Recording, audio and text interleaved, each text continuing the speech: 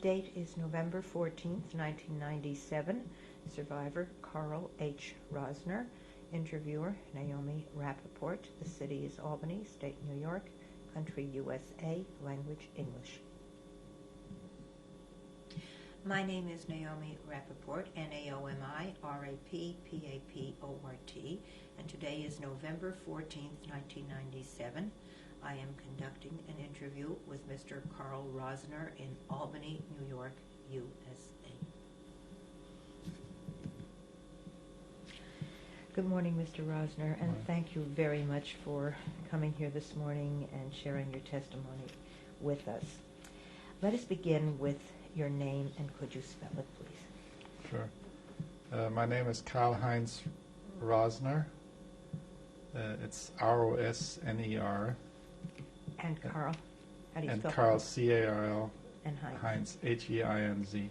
Karl-Heinz Rosner. What was your name at birth? The same name, except my name was spelled with a K rather than with a C. That's the only difference. Did you have any other names? No, I didn't. Nicknames?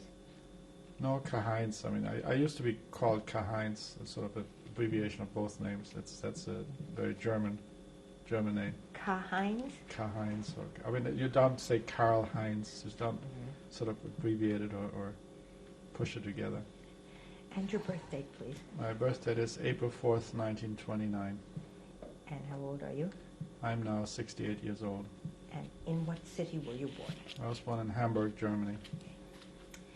Thank you very much.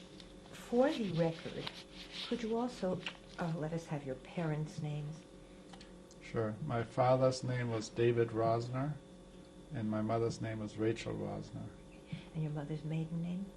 My mother's maiden name was Hausner, H-A-U-S-N-E-R. Also Kramer, I don't know exactly. It's Kramer Hausner or something like that. And your brother's name? I have two brothers. My middle brother, I'm the oldest, and my second brother, or the middle brother, is Joseph Wolfgang, and the youngest is Eli Helmut. Thank you. Where were you born? I was born in Hamburg, Germany. And I think we used to live.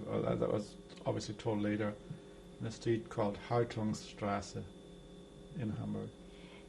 Do you remember Hamburg at all? Where you? Oh yes, I remember Hamburg very well. I lived there actually till I was, let's say, 15 years old, almost continuously. Do you remember where you lived as a child?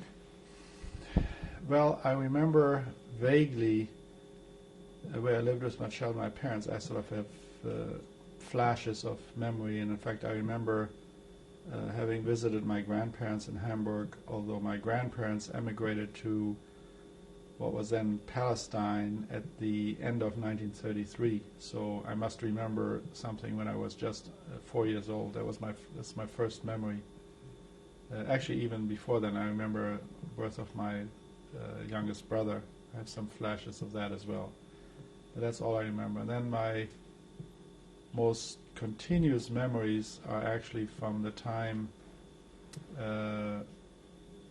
my brother and I went to an orphanage in Hamburg. That must have been in 1937, I believe, 36 or 37, probably more like 37, when I was 8 years old. But that's not where you were born and where your family lived. Well, it's the same city, but not obviously in the apartment. My parents actually were divorced in 1936, so that's why I have some vague memories about that. What did your father do? What was his occupation? He was a businessman. My mother had actually before she was married, had started a bedding business, and I think he joined her after they were married. They were married in 1928, and I was born in 29. And the business, was that near where you lived? No, it was probably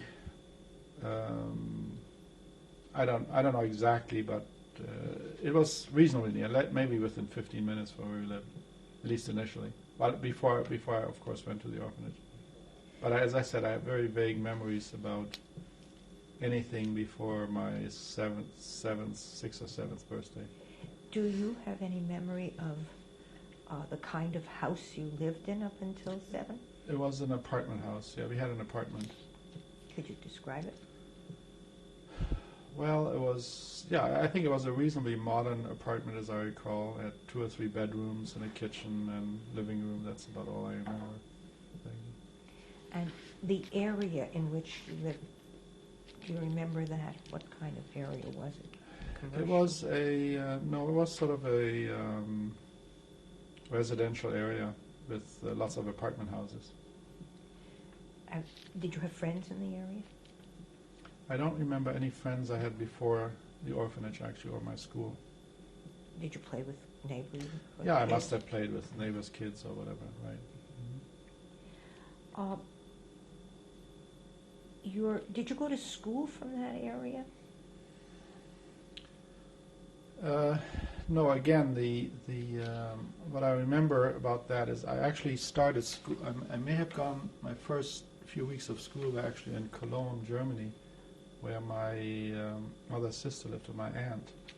My mother had actually tried to emigrate from Germany, I believe, in 1935, or must have maybe 36 after the divorce. We went to Paris, I remember vaguely, for a few weeks or a few months because her brother had gone there and she was trying to get out of Germany. And then she couldn't make it and she went back to Cologne first to visit her sister.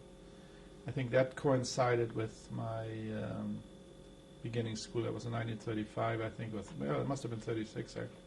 35 or 36, I don't exactly remember. I was 6 or 7, 7 years old. Those are my first memories. And then we went back to Hamburg. And after, again, I have some vague memories, maybe having lived with a few foster parents for a little while, weeks or months, few months at a time. And then my most continuous memories are from the orphanage, where I probably got sometime in 1937 when I was 8 years old. From your memories of your home life before your parents were separated, what language did you speak at home? German. And did you attend a synagogue or a Hebrew school? Frankly, I don't remember. I don't remember anything of that nature. I must have blocked out most of my memories before that. Do you remember any happy experiences in your home? Did you have a birthday party, for instance? Not really. I remember vaguely some parties, but nothing really outstanding or nothing that was unusual. What about the foods in your home? What kind of foods did you eat? Again, typical German foods. Again, it just surprises me sometimes that I don't have memories. Like I have sort of flashes of an occasional few minutes or something, but nothing really that I can specifically recall. You were in Hamburg. Were you in Hamburg when the Nuremberg laws went into effect and various other laws came? Oh yeah, obviously I was, and I recall that when we went to school, for example, walking to school, no transportation, obviously no school buses. The German kids would haunt us and yell at us, and sometimes we get into fights with them and things like that. How old were you at that Again, time? that was 8, 10, 12, kind of. But you were then living in the orphanage. Right. But from home, what's your earliest recollection of the Hitler era? I think a lot of marching and yelling, but nothing very specifically. Flags with the Hakenkreuz hanging out windows and people sort of yelling at us actually from windows. They used to know that we were Jews, and really there was a fair amount of nastiness, but nothing very dramatic that I remember that happened. Were you ever prohibited from doing certain things or being involved in certain activities? Yeah, I think the Germans obviously had signs on stores saying Jews not wanted or Juden unerwünscht, and we were not supposed to go to those stores, and it was tough to get into movies or whatever. But nothing that again, I recall specifically as being extraordinary in nature. The only extraordinary thing that happened to me was that I did not have to wear the star right away when star wearing became mandatory for all other Jews, because somehow what I recall in terms of what happened was, first the Polish Jews were deported. Actually, one thing I remember, one of my uncles was sent to concentration camp, I think in 1938 already. So there was quite a bit of turmoil in the family. But my grandparents, as I said earlier, already decided to emigrate, and they actually arrived in Palestine, I believe, January of 1934. So then gradually my whole family went to Israel or to France on the way to, or Palestine on the way to Palestine, stopped off in France, and that's how, in fact, I get to France at some point in time. My mother apparently tried to get us, herself and the 3 children, to Palestine, but never managed to do that. And so we went back to Hamburg, and then there were, of course, laws where Jews had to wear stars. And I remember that my brother and I did not have to wear the star until several years later, because we were considered to, or had actually Romanian citizenship, because in Germany, even though you may have been born in a country, the citizenship that you carry is that of your father. And my father had become a Romanian citizen after the First World War, when the area where he was born, which used to be the Austro-Hungarian Empire, that part became ceded to Romania, so he automatically became a Romanian citizen, and that's why I was considered to be a Romanian citizen as well. Did your mother have to wear? No, my mother actually had Yellowstone? left in 1939, just before the war broke out. My youngest brother, who was in a different orphanage, actually, he was in a girls' orphanage that was, they had girls and they had younger children up to the age of 5 or 6.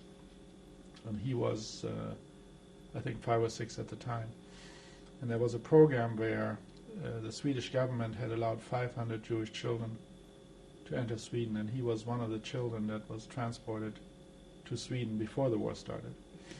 And my mother then managed somehow, and I don't know how exactly, to also make it to Sweden and try to be with him, but also try to get us to Sweden, which he never succeeded in until after the war. I'd like to go back to get to understand something. At what age did you enter the orphanage? It must have been age 7 or 8. I don't have any specific date that I remember. And what was the name of the orphanage? The orphanage was the Jewish orphanage of Hamburg, Jüdisches Waisenhaus of Hamburg. And supported by? It must have been supported by the Jewish community. As a child, you don't know where money comes from or who supports it or whatever. And the Jewish community apparently supported it. Why did you enter the orphanage? I don't know why I entered it, but apparently when my mother was trying to get out of the country, she could not support us. And as I later found out, there was a feeling among German Jewry that either they felt we should send our children out first, or the parents thought, let us get out because the Germans won't harm the children. So there was this dichotomy of views. So sometimes families were split up, where the parents left and the children remained. In fact, we had several children, I remember, in the orphanage, where the parents had managed to get out, and then they were trying to get the children out. Or vice versa, where the children were sent out, like my brother, and the parents were still left. And where was your father in this? I think after the divorce, my father apparently went back to Romania, or went to wherever he lived, and I was not in touch with him after the divorce. Or he never. I had no connection with him until after the war again. Do you recall when you entered the experience of entering the orphanage? No, I don't. I sort of my memory sort of starts at being in the orphanage rather than sort of entering. It was not a special, memorable occasion. I mean, it was sort of like almost going to camp or some such feeling. It was nothing peculiar about that. At least I don't remember. What do you remember about it? No, I remember that we had a very structured life in the orphanage. We of course lived there, and there were I don't exactly know how many children, but there may have been somewhere between 40 and 60 or 70 children in the orphanage, I recall. And we used to there was a synagogue in the orphanage, so in the mornings we used to, before school, go to synagogue and then walk to school. Actually, I have some other memories, in fact, I just remembered. Because the particular memorable occasion was, and this was when at the time we were not in an orphanage, so maybe I've got to the orphanage a little bit later, as I recall now, because I remember going to school one day, and that turned out to be the Kristallnacht, and rather than having a regular school day, the teachers told us all to assemble in the what was it again? A big hall, probably the athletic area of the school. We were all had to be assembled, and we were addressed by some German officers who, I recall, sort of try to chastise us or make us afraid. And next door, actually, the synagogue was on fire. So that was a traumatic experience. I mean, that was probably the most traumatic experience that I remember. I said earlier, I didn't remember, but sometimes memories come back later. So I remember that day in particular. What kind of school were you in? This was a Jewish school. It was called the Talmud Torah Realschule, Volks- and Realschule, actually, for grammar school and high school together. And so I went to that school during that period of time. Was it harmed by... No, actually, the school still stands today. In fact, they when I visited Hamburg in the last several years, they have redesignated the school. They put the name back up on the front of the building. And the building is now housing as part of a school of some sort again. So it is a school. It's used as a school by the Germans. Did you witness any of Kristallnacht yourself? Yeah, as I said, I saw the synagogue burning, and I saw obviously windows being smashed, things like that. And as I said, the experience in the school was somewhat frightening in the way we were addressed and not allowed to have school that day, although school started up again afterwards. But then the school actually was closed a little bit later, and the school was consolidated and moved to the girls' school. There was a separate Jewish girls' schools, and we subsequently attended classes in what until that time was a girls' school with girls together. Was the orphanage in any way harmed on Kristallnacht? No, it was not harmed on Kristallnacht. Did any of the kids leave? Not that I remember. Any of the kids leave after that? Yeah, I mean, this is sort of the funny thing. Obviously, a lot of people tried to leave, and kids would suddenly disappear. I mean, they would not be making an announcement this week that such and such child is leaving, or parents have been able to get their kids out or whatever. But there was a continuous attrition, as I recall, of the kids in the orphanage. And in fact, there were new kids coming in all the time as well. So there was sort of a turnover of people either leaving or coming. Yeah. How was it explained to you? Well, I don't think there was that much of an explanation. As a child, you accept things. You don't question everything or worry about everything. I mean, you just becomes a normal kind of a day's experience, and you do whatever you're being told. And Germany, as you probably know, is a fairly regimented society. There are rules and regulations. You live by those rules and regulations, and more so than in this country. I mean, kids are more if that's the right word, disciplined or made to behave in a more disciplined nature. Who ran the school itself? What people? The original.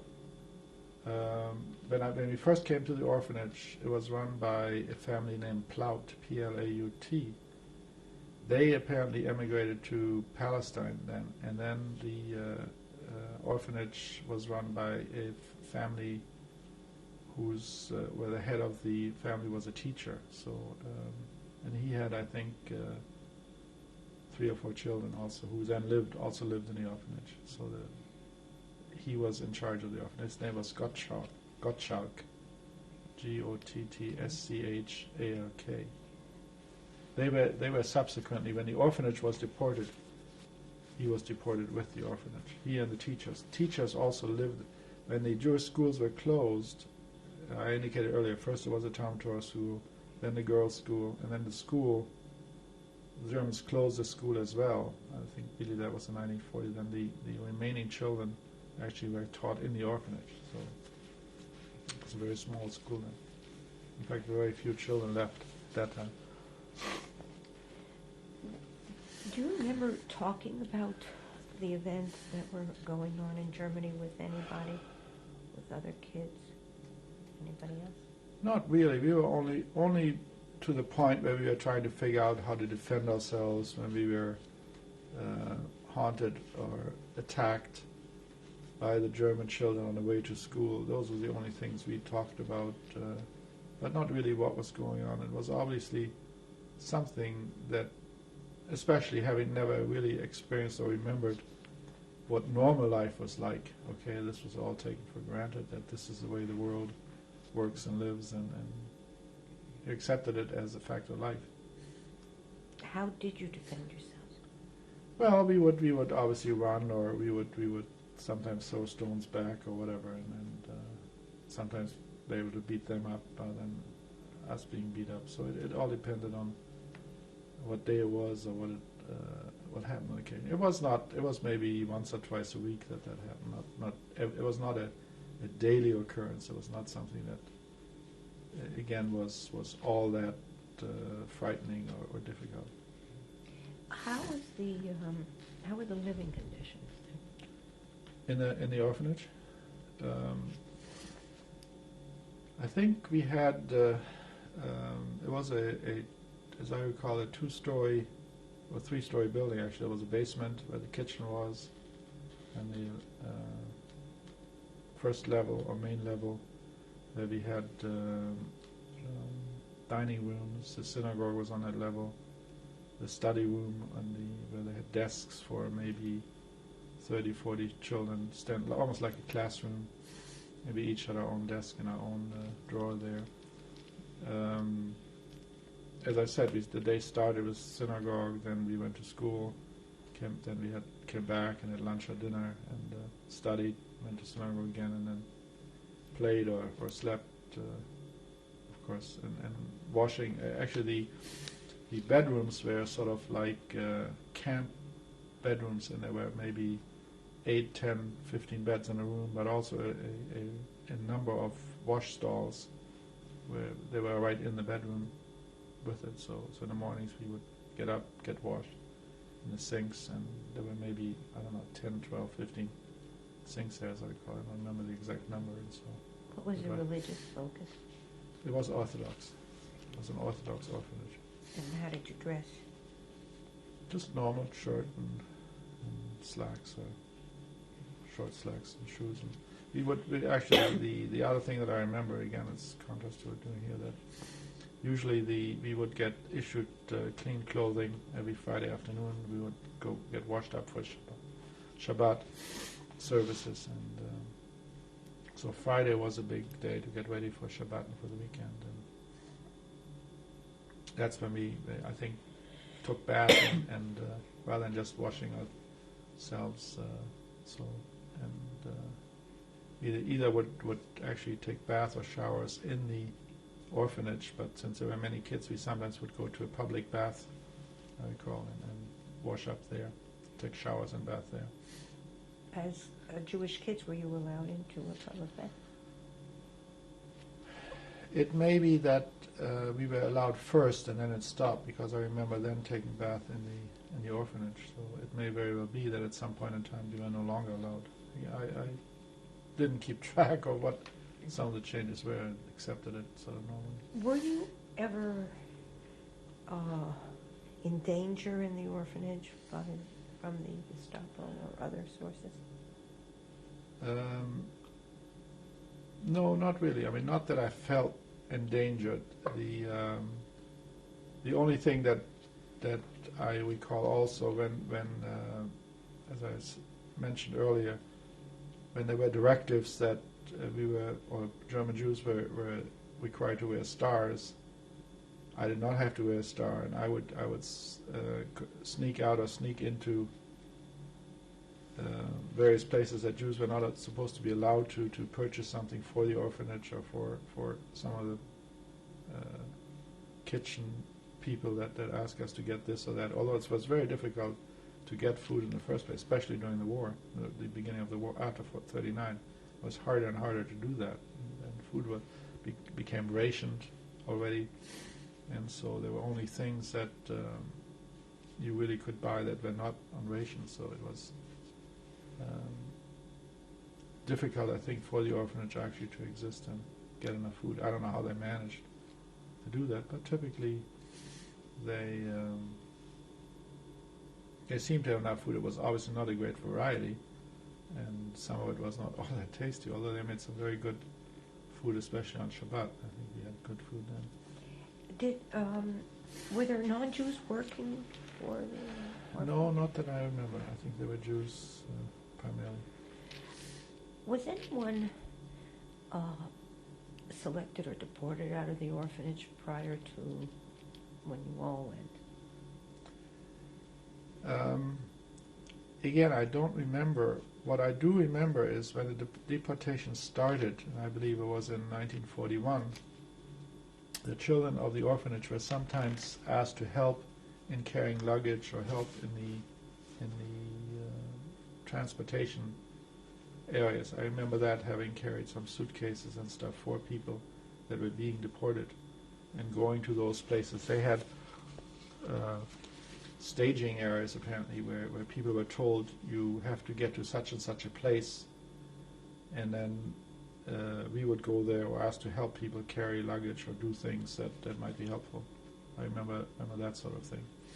Did the children go with the parents if they were being deported? Yeah, if indeed the deportations were directed, then usually it would be the whole family rather than just one or two members of the family.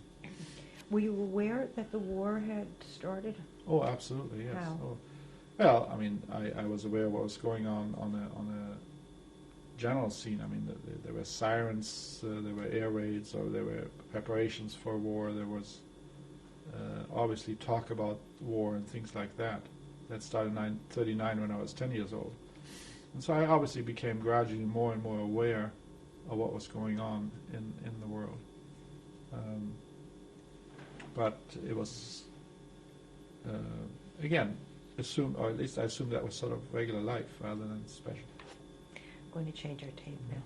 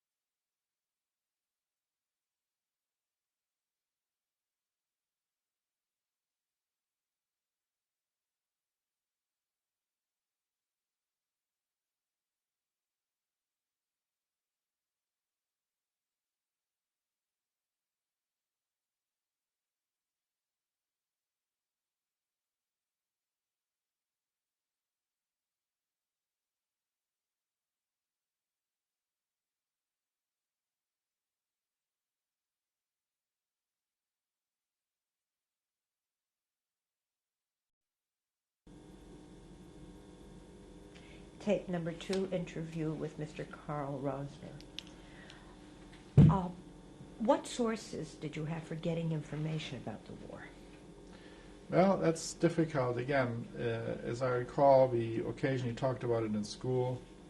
We had no radio, no TV, nor I don't even recall access to newspapers or whatever. So we had occasionally just discussions in school or snippets of information that we could pick up. And they also, in Germany, they had a system. The newspapers would be pasted up on newsstands or something, so you could occasionally read it. But I don't recall having been continuously interested in monitoring what was going on, watching. I mean, when you're 10 or 12 years old, you really don't pay that much attention to, at least I didn't, to what was going on in the everyday world. Was there any awareness of the plight of the Jews in Poland at the time? Not really, in that the Germans, as you know, kept everything very, very controlled, and there was a very strongly controlled press and radio. And what we were aware of, in fact, since 38 or 39, where all the Polish Jewish citizens, even though they were born in Germany, were deported to Poland. And in fact, I had an uncle and an aunt that were deported to Poland from Cologne. They had the, I guess this is a very sad story, and they had managed to get all of their children to go to Palestine before the war. And then I believe in 1938, or 39 even, 38 must have been, or even in the beginning of 39, they had requested permission to visit their children in Palestine, which they received. But at the time, they had to promise that they would come back, that this was only a visit. And so they went to Palestine, visited their children, or brought their children there, and then they came back, and then, of course, they were deported to Poland, and they perished in, as I found out later. But during the time when we were in the orphanage, we used to actually get some postcards from them, from Poland. They knew where we were, and we used to correspond with them until it suddenly stopped. So. But I have no letters left or anything like that. Were children coming into the orphanage during this time? Yes, a few children would come to the orphanage, and as I indicated earlier, some would leave for whatever reason. We were never told what actually was going on, but there were clearly fewer and fewer children in the orphanage, and the orphanage was actually totally deported in 1942, and was closed then. It was deported. Well, all of the children, the teachers, the people that were running the orphanage were all put on a transport together and were deported, which I later found out when they all went to Riga in Latvia. And I think none of the people that I knew survived. I think there was one lady from the orphanage that survived. I met her after when I came to the United States, actually in New York. Who was deported from the orphanage? Everybody that was left except my brother, myself, and one other boy, who also had this Romanian citizenship. The three of us were left. And where were you left? Well, we were left in the orphanage originally, but then there were some people left in the Jewish community, and then they brought us to the old age home. There was still an Jewish old age home. So after the orphanage was deported, the three of us, although I don't remember the third boy, it was only my brother and myself that I remember actually having gone to the old age home. And we were there helping in the kitchen or doing other chores for some of the people that was running the old age home. In fact, however, before the orphanage was deported, I was actually bar mitzvah still, so I had a bar mitzvah celebration in the orphanage. Do you remember it? Yeah, I remember that. Mm-hmm. How did they celebrate your bar mitzvah? Well, obviously they had a big meal. That was the main thing. And I remember they baked some special cakes, and I also remember I was so upset or nervous or agitated or excited or whatever that I never had a piece of the cake. So I remember that part. To your knowledge, why was the old age home spared? I don't really know. What the Germans did, they systematically took segments and sections of people, and they may have deported the old age home last. I don't remember what their procedures were, and I don't know what led to them being deported last. Although it turns out they weren't even the last ones deported from Hamburg. They were. Who moved you to the old age home? I think there was probably there was a person in charge. In fact, I remember an incident where the leader of the Jewish Community Center, his name was Plaut, Max Plaut, Plaut, was in charge of actually working with the German authorities to he was the head of the Jewish community then at the time. And we were asking, my brother and I was asking, why can't we go along with the other children when the orphanage was put on? We didn't want to be left alone. Nobody else was going, because the Germans didn't tell you we're sending you to an extermination camp, right? So we wanted to go along, and he said, no, if you don't have to go, you can't go. So that's how that developed. How were you? Where was the old age home in relation to? It was 10 minutes away by walking distance. It was in a general Jewish area where there was was in front of a synagogue, which was subsequently destroyed. Also next to the Jewish Community Center, so it was in a very Jewish area in Hamburg. Were the Jews still there, living in that area? There were some Jews still left. Yeah, in 42. Well, there were other incidents. No, what the time I'm describing now is probably, it's 42. There was still, certainly the orphanage was there. There was still a Jewish community office functioning in a building. And in fact, after the orphanage was deported, my brother and I lived with a family who used to work in the orphanage. Their name was Seinfeld, Seinfeld, who were a mixed marriage. He was Jewish and she was not Jewish, although she had converted to Judaism, but she was considered, of course, to be non-Jews. And they treated mixed marriages more preferential than Jewish families. So we then lived with them in a basement of the Jewish Community Center building, which was next door to the old age home. After the old age home was deported, that building apparently was closed up, or maybe somebody else moved in. And my brother and I lived with this family then, who became sort of our guardians, or we lived with them at that time. For how long? For how long? Maybe for 6 months to a year. I don't remember.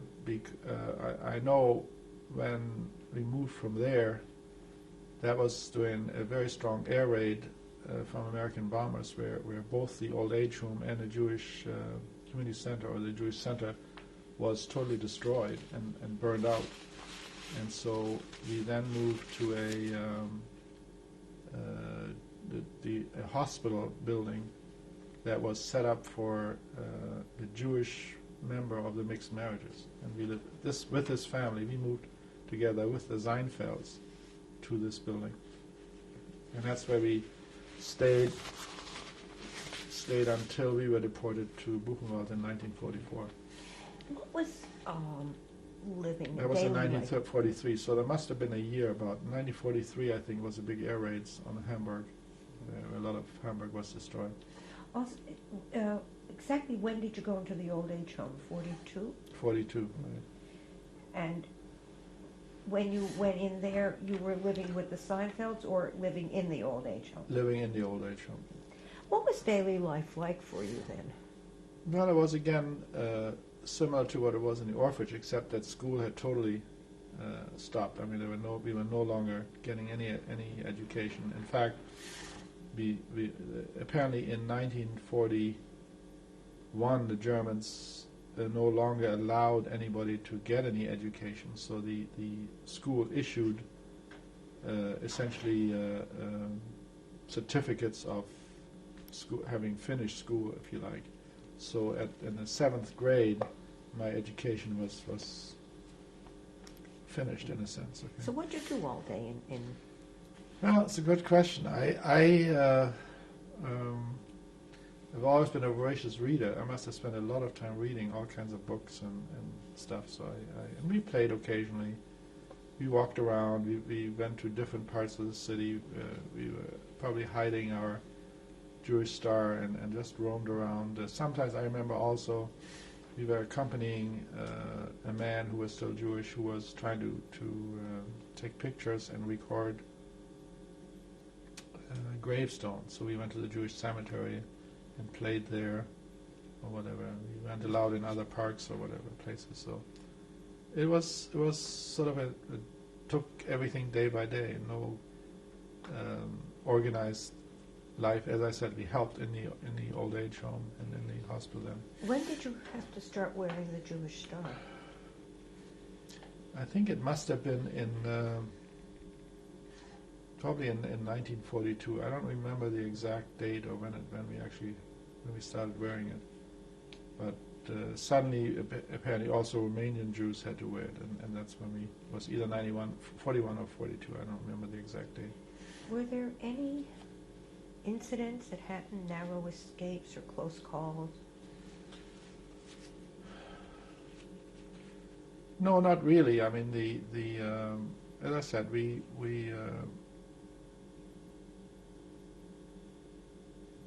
accepted sort of life as this. We were used to being tormented a bit, being vilified, and nobody tried to do anything drastic or dramatic other than that.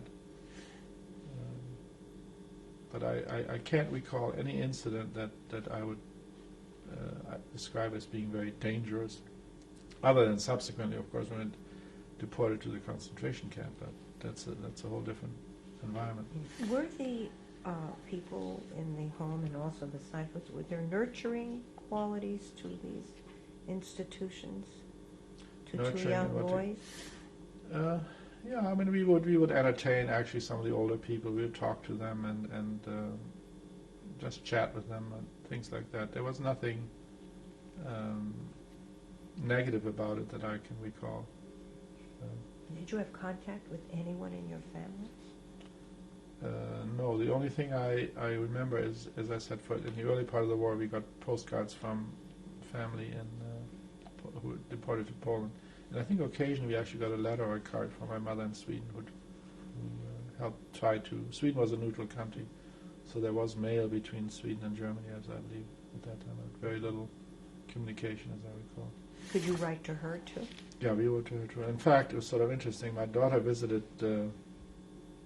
Sweden a number of years ago, and she visited some friends that we had. Subsequent, after the war, we went to Sweden, which I haven't talked about yet. And the family that originally helped my mother when she came to Sweden and also helped us subsequently when we came to Sweden had apparently showed her a postcard that I had written to my mother, or to them actually, telling them that tomorrow we are going to be deported to Buchenwald. So we were apparently being told where we were going and what date. So that document exists, and my daughter wanted to get it, but they didn't want to give it up to her. Did she not copy it? She didn't copy it. They promised to send her a copy, but she never got it. When were you informed that you're going to be deported to Buchenwald?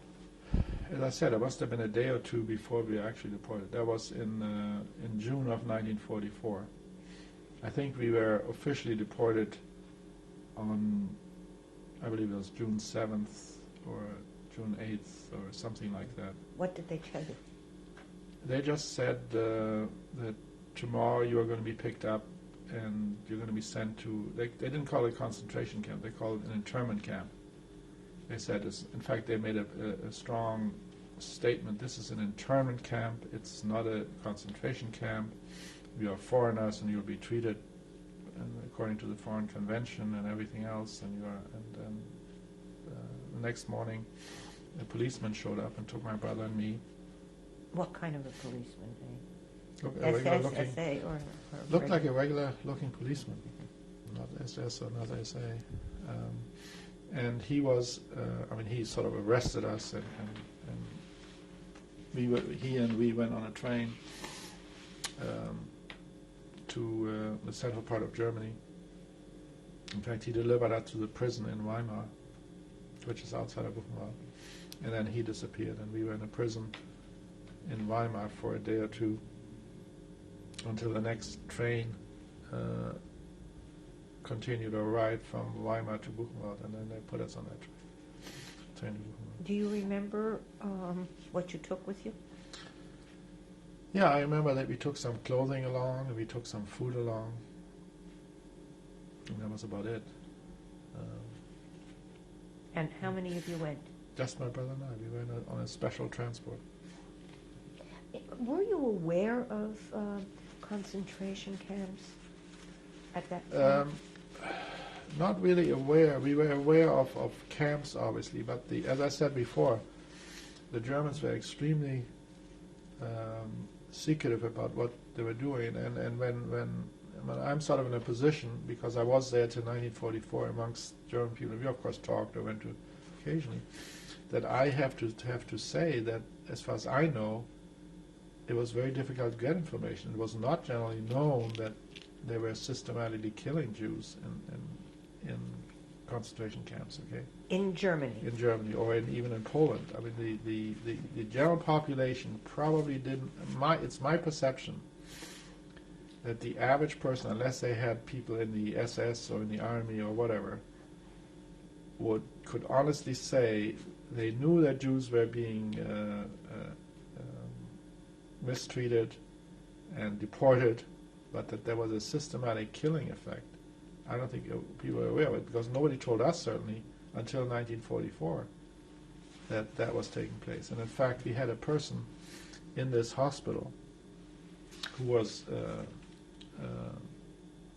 apparently somewhat knowledgeable. In fact, later on I was told, and in fact met him after the war again, that he had feigned a brain injury, a brain illness, and he was hallucinating or whatever, and he was apparently dying momentarily, and so they didn't deport him, they just left him in the hospital to die. And it turns out that he was actually this was a play acting kind of thing for not being deported. And he gave us some advice before when we told him we were going to go, he said, and all the advice he said, it's not a very nice place, you're going to have a tough time. And I remember distinctly, if somebody calls you by your first name, you call him right back by his first name. And in Germany, as I said, you're very formal. Children don't address adults by their first name, and he said, just act as if they're your equal or whatever, you're their equal, and don't. Why then? No, just that. What would that have done? I mean, you don't say Mr.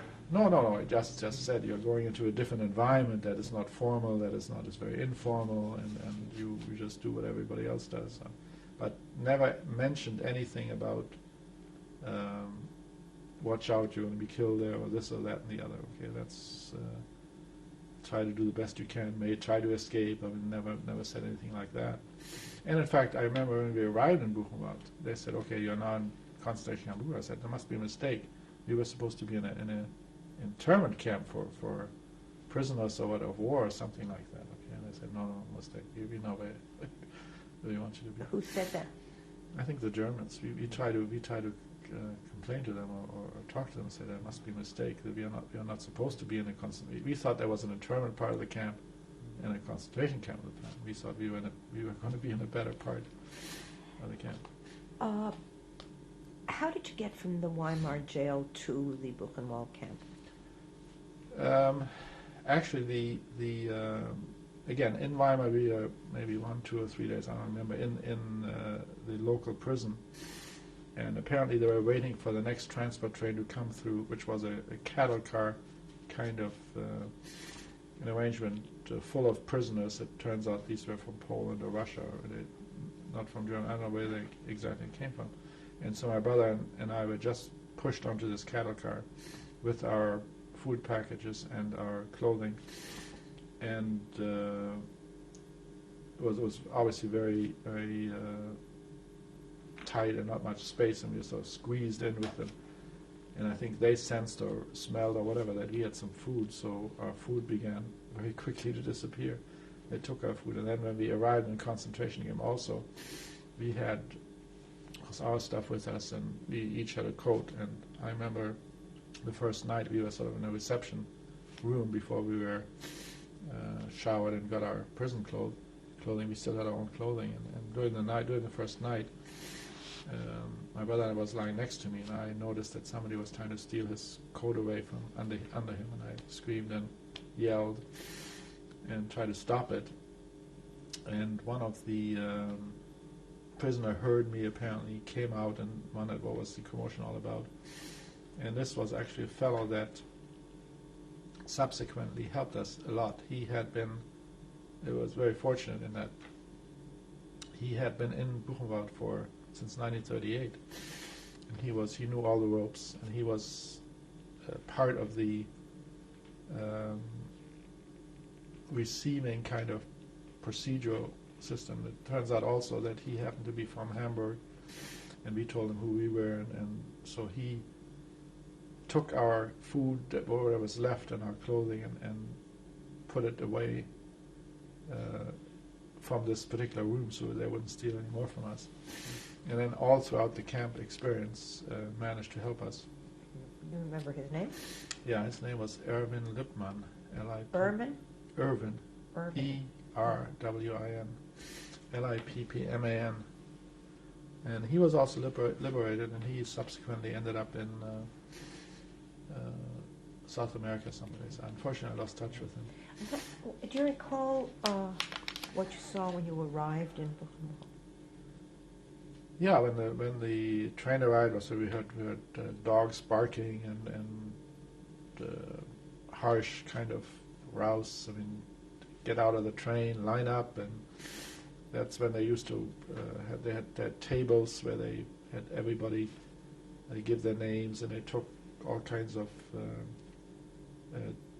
data about you, and in fact they had I think barbers set up that show your hair off, and then you were sent to this reception area that I told you about, because by that time it became late in the evening, so they just put us into this one big hall and told us to sleep. Wait, the processing starts again next morning. What time of day did you arrive in? It must have been in the late afternoon or early evening, and it was in a sense a fairly frightening experience in that suddenly you were ordered around, you were standing in line. I don't think you got any food or anything. It was just really line up, march here, march there, do this, do that. Just. Who were you with? Well, the only person I knew was with my brother. No, but I mean, who were the other people around? The other people were apparently Poles and Russians. Jews or non-Jews? Probably a mixture, mostly non-Jews, as I recall. I don't remember as to, but they seemed to be mostly non-Jews. Were they kids like you? Or no, these were people that were older. We were probably the only kids there. My brother was 14 or 13, and I was 15 actually. How did they react to two kids? Who? The other all prisoners? These other people. Just nobody reacted much to anybody else. There was no special reaction. As I said, they noticed, and they tried to, as I said earlier, try to probably take away stuff from us. But everybody was confused, and everybody was, I think, very tired. I mean, they didn't pay attention to whether they got enough sleep or whatever. So what happened after you were the next morning? No, the next morning we had to go into showers. They took all of our stuff away. They issued us prison clothing, and they also called it a delousing. I mean, they tried to disinfect everybody's before they went into the camp, and as I said, gave us a prison jacket, suit, and some wooden shoes, and that was all we had. You get and a then number? Then we got a number. We got designation. My number was 38,156. And was that a number on your arm or? This was a number that we had to sew onto our clothing. The jacket, I think, one on the side here and one on the arm. You had Two to numbers. sew it yourself? Yeah, we had to sew it ourselves. They gave us. Were there needles, threads, scissors, or other kinds of?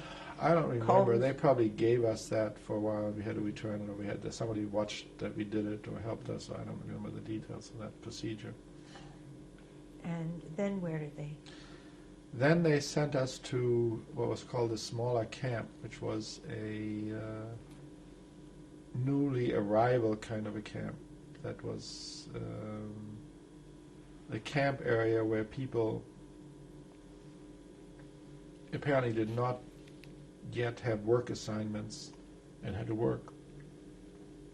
And I don't know what the typical procedure was, but after a few days in that part of the camp, this fellow Irvin Lippmann sought us out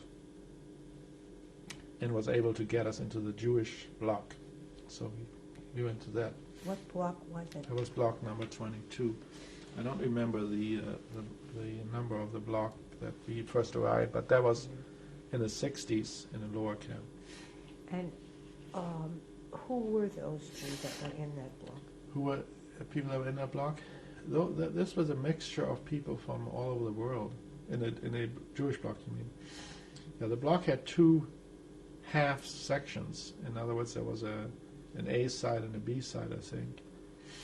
And it turns out that my brother was put into the B side, and I was put in the A side, I believe. So we were not together while we were in block. We were in the same block, but he had his bunk on the other half of the building, and I had it on the other side. So there apparently wasn't room for two people on one side, so they divided us up. And what did the block look like? what it looked like? It was a wooden cabin with I think I've seen some pictures of triple sets of wooden sleeping wooden, I can't call it beds, I don't know what to call it, bunks or whatever. Well, even bunks, I mean, these were continuous kind of things where you just, so like sardines, you slept side by side.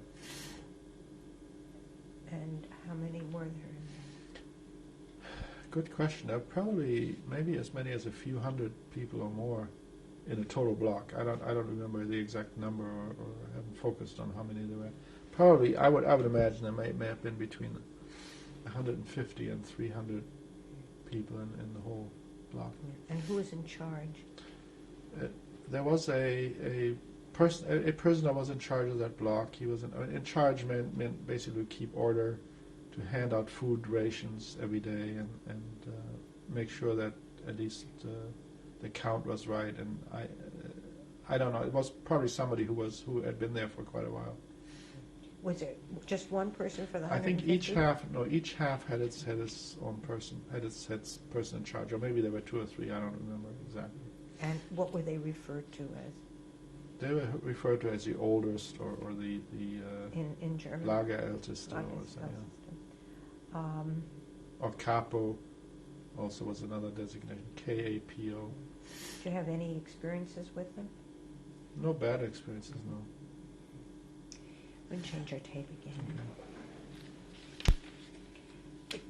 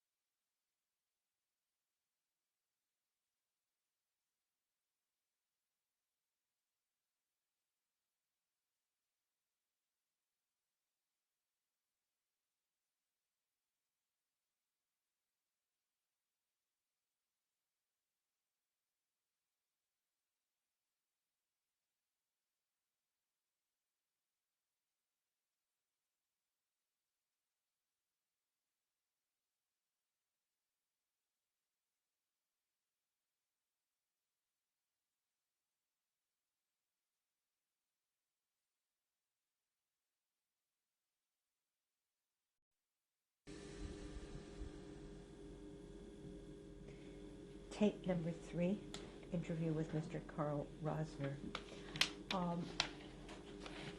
As young kids, were either you or your brother ever molested or attacked or approached by older people in the camps? Yeah, I think I sort of remember some homosexuals trying to approach me at night, things like that. But that's sort of the only thing I remember, and I pushed them away.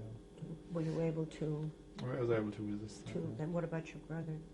We never talked to him. He never told me anything about him. Again, I asked it earlier, in this particular setup, where did people feel protective of some of the younger men? Not really, younger a boys? little bit. I think, as I said, this fellow, Erwin Lippmann, really was occasionally visiting us and helping us. What was his position that gave him the... Well, I don't know. He had been there, one of the old timers. He had survived for a long time. He knew all the ropes. He knew that, but he was part of the underground. And was there an underground? there apparently was an underground, right? And he, for example, several times I was selected because I was very weak to be deported to a extermination party. Buchenwald was not an extermination camp. It was a work camp. So they each day selected people to be sent to extermination camps. And I was selected once or twice, and I immediately contacted him, and he was able to put my card back into the mainstream of the camp. Everybody had a card? Not a card, I mean, in the office area. In other words, you were being told every morning there used to be a roll call, and they used to be selecting people either to go to the infirmary for experiments or for whatever, or they were sick or whatever, or to be deported or to be sent to certain work assignments. I was assigned to be a bricklayer, and that's what I did every day. Every morning we used to get up, get our rations. Actually, no, the rations we got in the evening. We would stand up at the so-called Appellplatz, be counted, and then march to work, and then come back at night, get our food rations, and go to bed or whatever. And that was the way the day went. Did anybody have special privileges? Yeah, apparently few people had, well, special privileges. It's hard to say. There was a movie theater in the camp. There was even a bordello that the German officers used to use, and I don't know whether some of the prisoners managed to get into either of these. We certainly didn't have any. I didn't hear. There was a movie theater and what else? And a bordello. A bordello. Yeah. Uh-huh. And we used to occasionally see women from those walk around the camp with German officers to look at the rounds, or who knows what they were doing. Were they prisoners or were they? They were probably prisoners. I don't know who they were. Was there contact between men and women in the bunks? No. In the barracks? No. This was only a men's. As far as I know, there were no women at all in the camp. Were there children? Yeah, there was a special block of children where they had children, I think as young as 2 or 3, 2 children that were maybe my age also. They had collected a lot of children in a children's bunk. What did they do? Did you ever see them? I don't know. We occasionally saw them, but I don't know what they were doing. Were they dressed like you? They were dressed pretty much like us. In uniform? Yeah, and in prison uniform, right? Were there rumors about these kids? Not really. I mean, I found out after the war later on that Elie Wiesel was in Buchenwald also, and but he was apparently in this children block. He was not in the Jewish block. And were all the kids Jewish there? Or? I don't really know. I couldn't tell you. I would imagine that most of them were Jewish. The camp, I don't even know how large a percentage of the camp was Jewish, but I would say that the Jews in that camp were probably in the minority. There were only 2 full Jewish blocks out of 60 or 80 or whatever. And then there was this children's block, and there were maybe other Jews spread around the camp. But I would say that Buchenwald had a minority of Jews. It was not an exclusively Jewish camp at all. It was mostly for Were you able to, go from block to block or yeah, I visit? think I remember that we must have had sort of an abbreviated day on Sundays where we had a few hours where we did not have to work. Usually we had to work every day, but sometimes there was either a special holiday or whatever. We could walk around in the camp during the daylight. Of course, we were not allowed when it was dark, and there was roll calling every day, every morning, every night to see who was missing or whatever. So they kept strict contact. But I remember having been able to walk around the camp a little bit at least. What- They also had a canteen where people could buy things, and I don't know who was privileged to buy stuff there. It was mostly for the German officers, and maybe some prisoners who worked there was able to steal or manage to get some stuff out of there. I don't know. Do you know of any children being born in camp?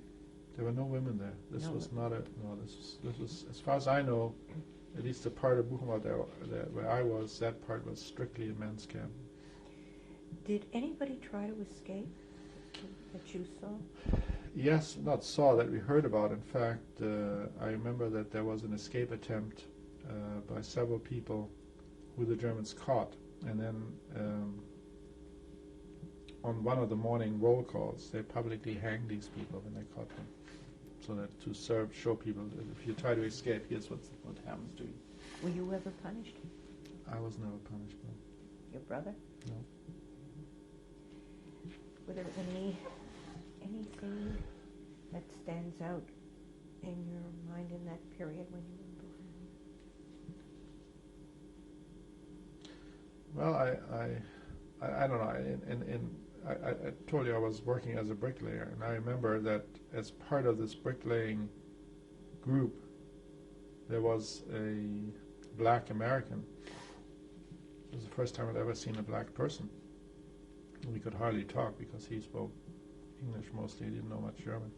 He apparently was a prisoner of war or something who had been sent to concentration camp, and he was working there, and that stands out as something that was unusual or unique. Do you remember his name?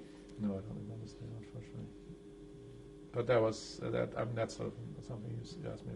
Things stand out, and I think you heard stories about this one was caught or that one was punished, and they would announce sometimes at these how many people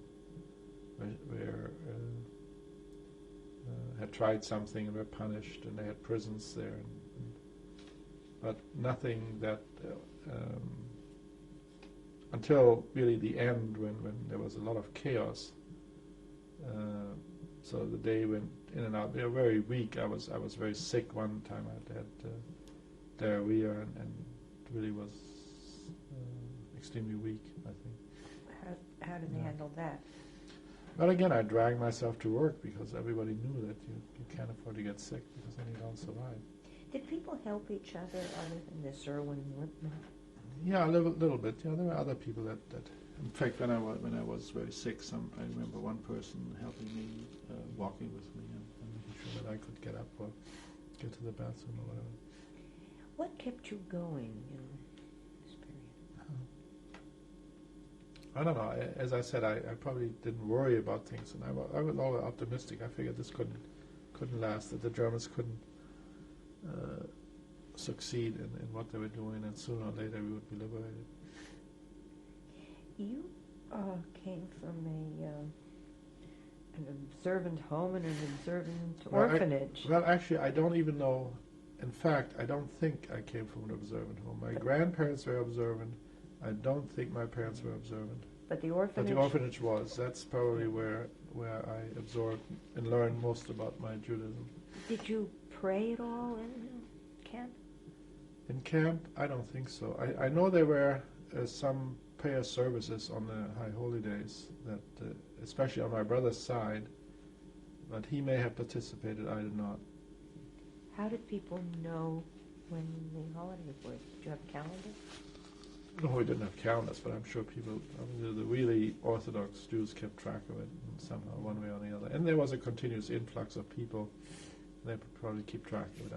I think it was possible to keep track a little bit about what was going on outside, and I think through the underground they had probably some clandestine radios. They also had some, as we found out later, clandestine weapons. So they had some information of what's going on outside.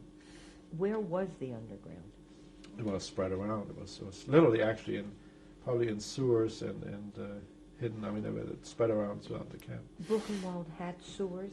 Yeah, Buchenwald had sewers, and in fact, the last week before liberation, my brother and I and a few other people were hiding in the sewers when they, on actually April 4th of 1944, 1945, the Germans announced all the Jews. They usually everybody had to march to the Appellplatz and be counted. That day, they announced that only the Jews should come up, remaining Jews in the camp, and so that was sort of a signal to you that something is here.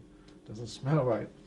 So we went to this Urban Lippmann again, and he told us, go and hide in those sewers until I figure out what I can do. Did you know there were sewers? Not really, I don't think. I mean, obviously I'd never paid attention to it before or worried about it.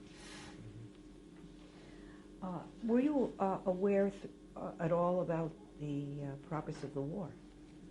Yes, I think the interesting thing is we were only deported after the invasion took place. In other words, I think I told you the invasion I think was June 6th or something like that.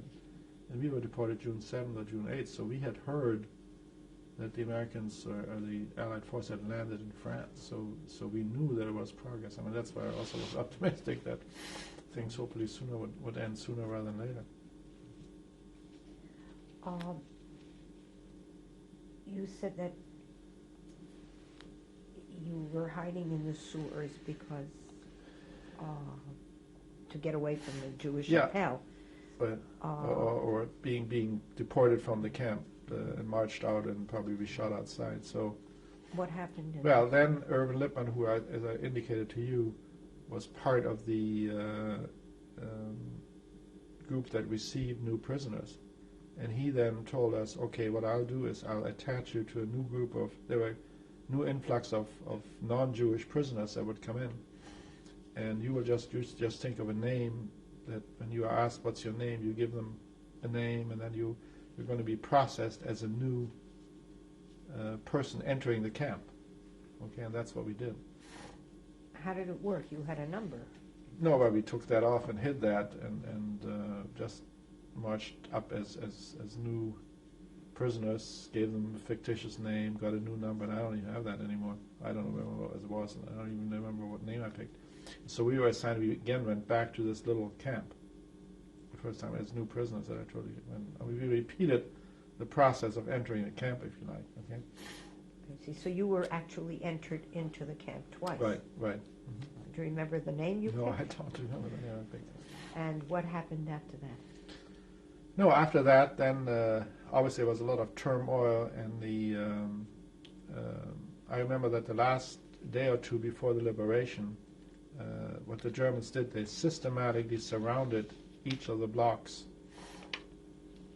with SS people, and then they were systematically going through or trying to move everybody out into and looking for Jews especially in that area. And so during the period when our block, the new block, was surrounded, I managed to jump out of the window. I ran to another building. I was trying to get to this Urban Lippmann. There was a curfew. Actually, you weren't allowed to run out. And I happened to find in this other building a identification band where you were allowed to walk out. So I just grabbed that. I put it on, and I went to where this fellow Lippmann was, and I said, "Look, my brother's still trapped in his camp. Try to get him out." So he came and we both went then. We were officials. We were allowed to walk around. So we took my brother out of there. So that was what I remember as a special. And then where did you go? Then we go. That's a good question. I don't remember. That was sort of the day before liberation, I think. So that was. Then the next day there was total chaos, and apparently the prisoners had taken over the camp, or the Americans had arrived and liberated the camp. And at the following day, all the children were housed in the SS barracks outside of the camp. So we got lots of food every day, and you were considered a child. We were still considered. Well, I don't know. Yeah, I guess. With my brother, I was then. How old was I? 16. My brother was 14. So we were still considered children, I guess. And with those who were housed as children in that group, is that the group you were with? Yeah, right. Well, this was, all the children were then moved outside the camp into the SS barracks, which are brick buildings, regular beds, not beds, but bunks. and we got lots of food, and we walked in and out, would be able to roam around the camp. I was able to then go into the offices. I looked for my card. That's how I picked out my prisoner's card. Did you get to know who those kids were at all? Not really. We got to know a few of them, right? And there was actually a very unfortunate incident. There was a young boy who was pretty much exactly my age. He had found a bullet someplace, and he was while the rest of us were walking back into the camp for food or for something. He played with that bullet, and that bullet exploded and killed him. So when we came back in the afternoon or evening back to our bunks there, that he had disappeared and he had been killed, unfortunately.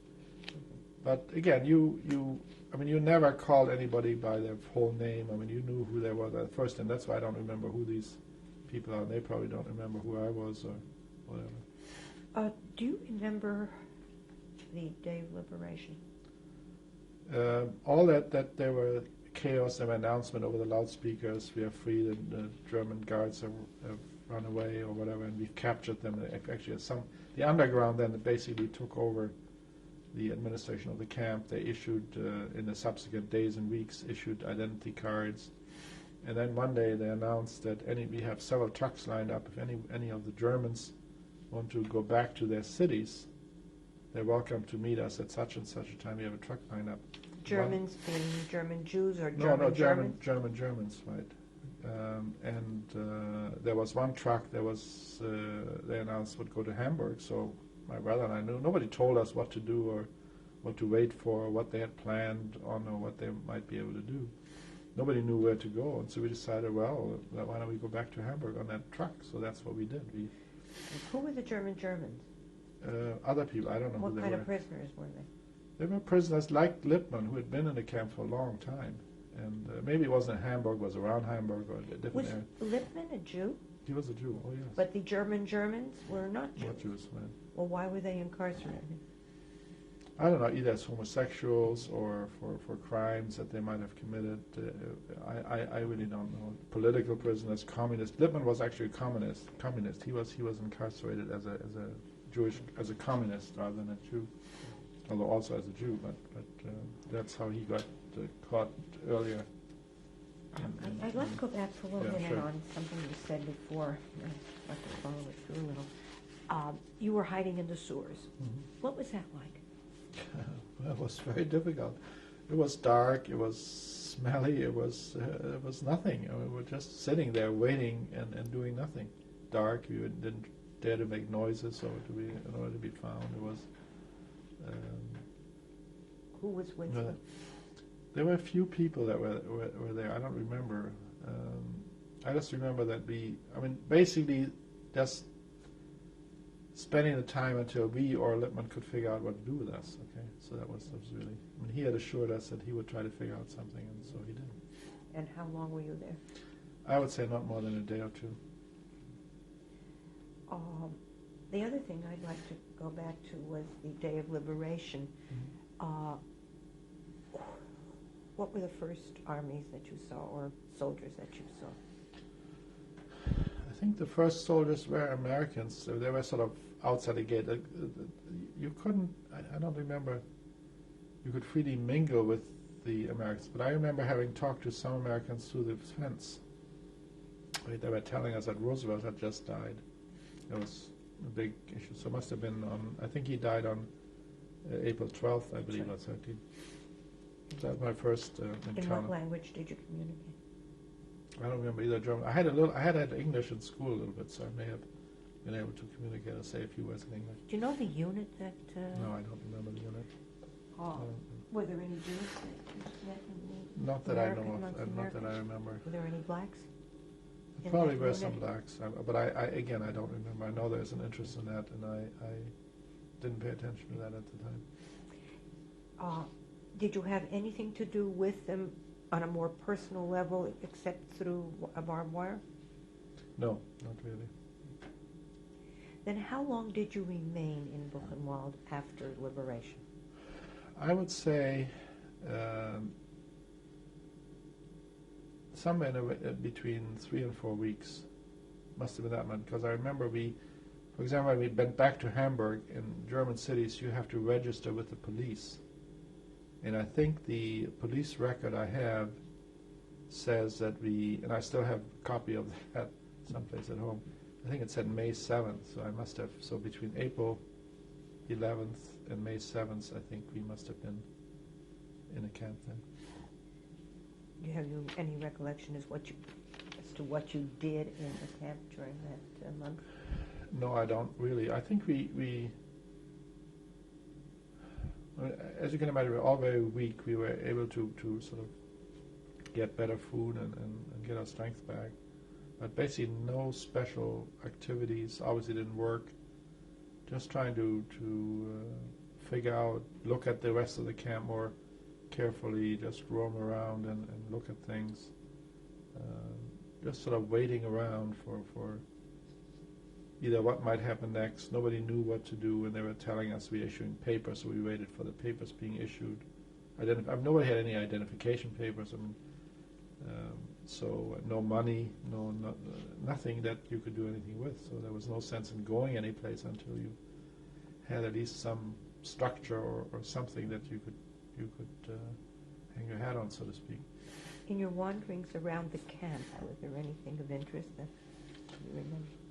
No, I remember I picked up an SS leather jacket that they had discarded. I remember having found a pair of binoculars that I took, and nothing that really stands out. And again, the reason this thing stands out, when we were back in Hamburg, we obviously took that back to Hamburg, and then when we, after a few weeks in Hamburg, our guardian, who was the head of the Jewish community at that time, or somebody else, or the Seinfelds, had arranged for us to be attached to a Red Cross transport to Sweden. And so they told us, go to that place and register there. And when we got to that place, we obviously didn't take all of our stuff with us. But then they kept us, and the transport's leaving in the next hour or two, and you can't go back and pick up your stuff or whatever. So we lost pretty much everything that I had at the time. It wasn't very much anyway, but those were things that stood out, that sort of had some value. I mean, had nothing of value. How long did it take you to get back? You said earlier you went on a truck with a lot of Germans. Yeah.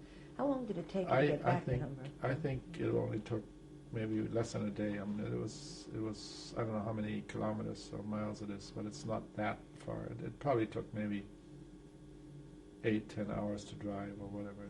And where did you go?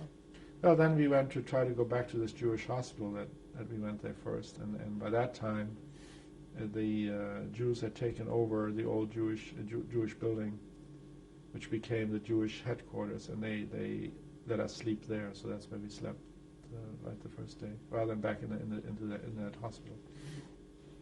What'd you do for money and clothing? We got some clothing, we got some little bit of money, and we got a ration card. Everything was still rationed in food, so we got the ration cards that used to be issued only to the SS. In fact, I still have some copies of that someplace. And again, the details of everyday living, I don't remember the details. I don't have a mind that catalogs everything and remembers everything, but we're just trying to figure out basically what are we going to do next. Okay, what is obviously this is only a very temporary kind of a situation. How do you make this? And then, of course, the objective was for my brother and I to join our mother in Sweden. That was my next question. Yeah. How did you reconnect with your family? Well, this Red Cross transport that went ostensibly to Sweden got stuck, or we were stuck in Denmark. And when we arrived in Denmark, the Danes said, where are your papers? Where's your guarantee that the Swedes will accept you or whatever? And we had nothing. We just said, our mother is in Sweden, we want to join our mother. And they said, well, unless you have papers or whatever. So they stuck us into a DP camp that really was for what I perceived at the time for German prisoners or their families or whatever. It was really a German camp that we were assigned to.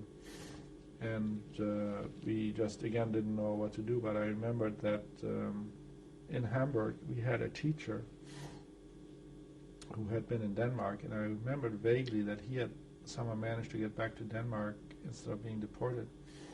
And so I tried to find out. I remembered his name. His name was Katzenstein, and I was able to make contact with him.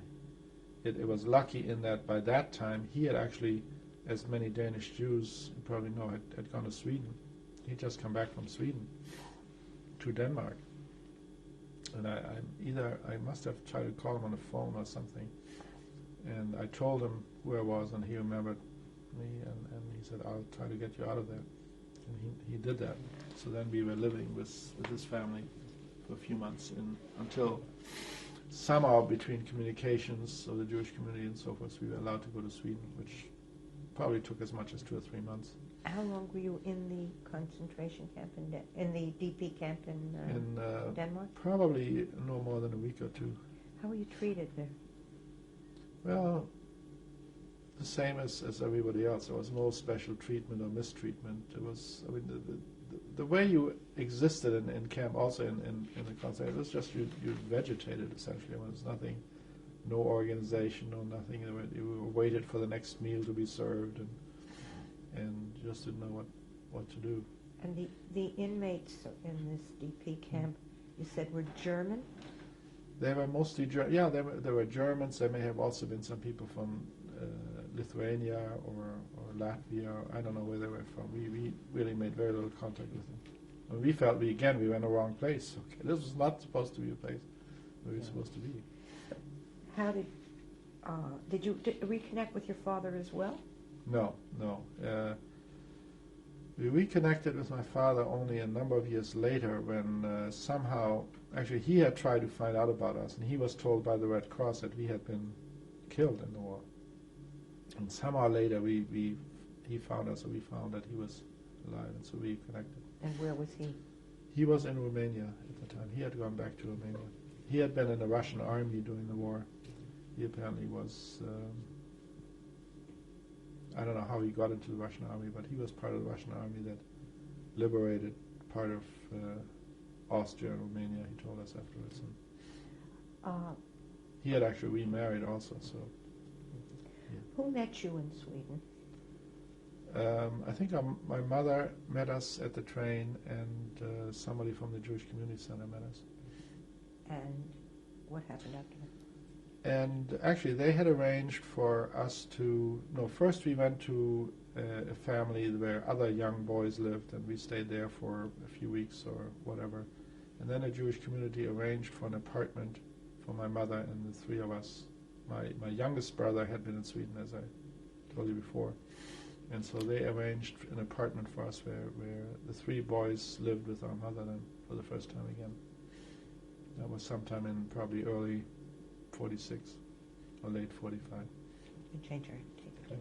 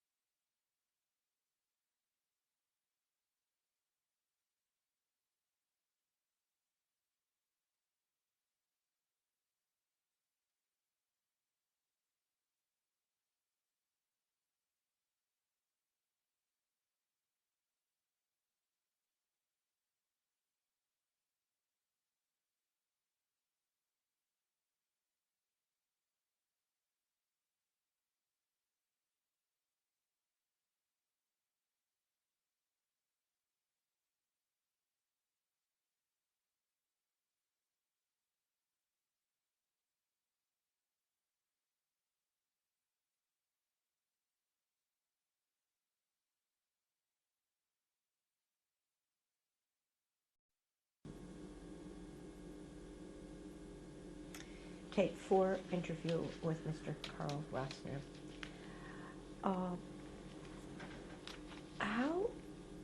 What happened when you met your mother again? How many years had elapsed?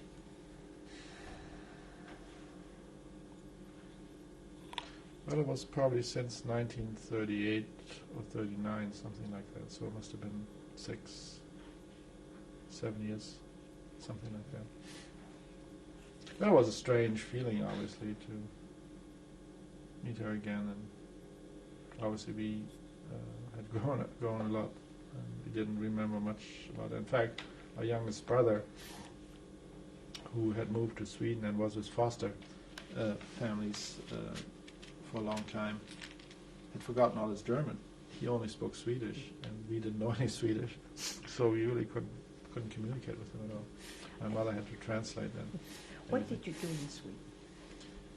Well, we were debating whether we should go to school or whatever, and pick up where we had left off. And by that time, I was 16 years old. I had, of course, finished 7th grade, and I had not gone to school all these years. And I remember that the family that helped my mother had a son, and he tried to get us into some school arrangement. So my brother was still young enough that he could go into the high school system there, which isn't a real high school compared to what it is here, but the European system is from the age of